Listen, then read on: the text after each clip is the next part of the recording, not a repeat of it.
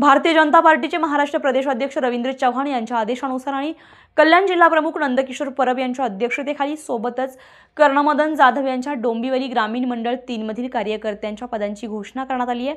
यावेळी उत्तर भारतीय अध्यक्षपदी सौरभ तिवारी यांची नियुक्ती करण्यात आली आहे। येणाऱ्या महानगरपालिकेच्या निवडणुकीमध्ये भाजपचा महापौर बनण्यासाठी आम्ही पूर्ण तयारीने मैदानात उतरू असं जिल्हा अध्यक्ष नंदकिशोर परब यांनी यावेळी सांगितले। आपण सर्व पाहत आहेत अतिशय प्रचंड प्रमाणात भारतीय जनता पार्टीमध्ये प्रवेशही झाले आणि पदोन्नती सोहळा पण झाला। या कार्यक्रमासाठी माननीय रवींद्र चव्हाण साहेब यांच्या आशीर्वादाने कार्यक्रम झालेला आहे।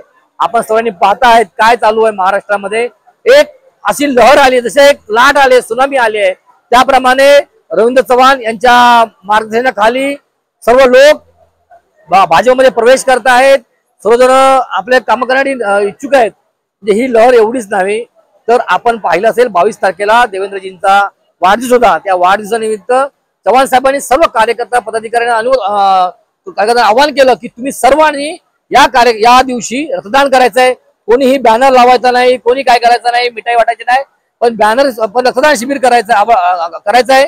त्याप्रमाणे संपूर्ण महाराष्ट्रामध्ये 1088 ठिकाणी रक्तदान शिबिर लागली आणि संपूर्ण महाराष्ट्रामध्ये 78,313 लोकांनी रक्तदान केलं, रक्तदान केलं आणि संपूर्ण महाराष्ट्रामध्ये नव्हे देशामध्ये एशियन वर्ल्ड रेकॉर्ड झाला आणि चव्हाण साहेबांचं नाव हे अजरामर झालं।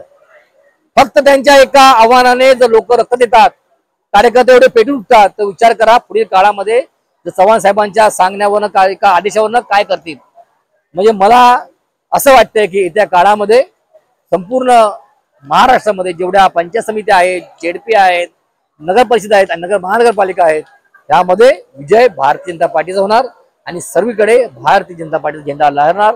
धन्यवाद।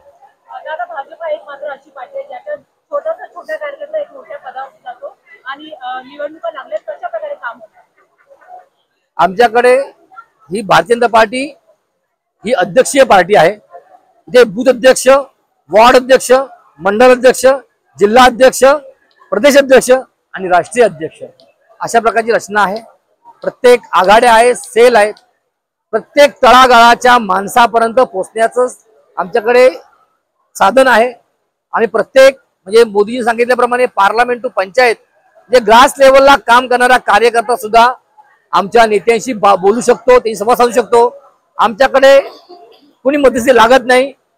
भारतीय जनता पार्टी हा असा एकमेव पक्ष आहे ज्या पक्षामध्ये कार्यकर्त्याला त्याच्या कामानुसार वाव दिला जातो, त्याच्या कामानुसार त्याला पद दिलं जातं। मला अभिमान आहे की मी अशा पार्टीमध्ये काम। धन्यवाद।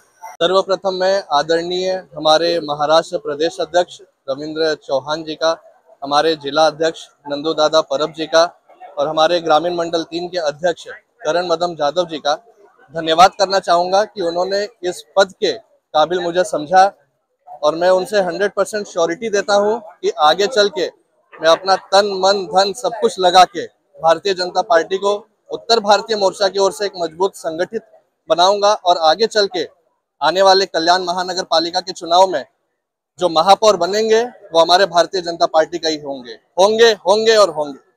आज कल्याण ग्रामीण मंडल अध्यक्ष म्हणून मी 3चे माझ्यावरती जबाबदारी आहे आणि महाराष्ट्राचे प्रदेश अध्यक्ष श्री रवींद्र चव्हाण साहेब यांनी माझ्यावरती आणि जिल्हा अध्यक्ष नंदूजी दादा परब यांनी जी माझ्यावरती जिम्मेदारी दिलेली आहे ती मी आज खूप मेहनत घेऊन पार पडणार आहे।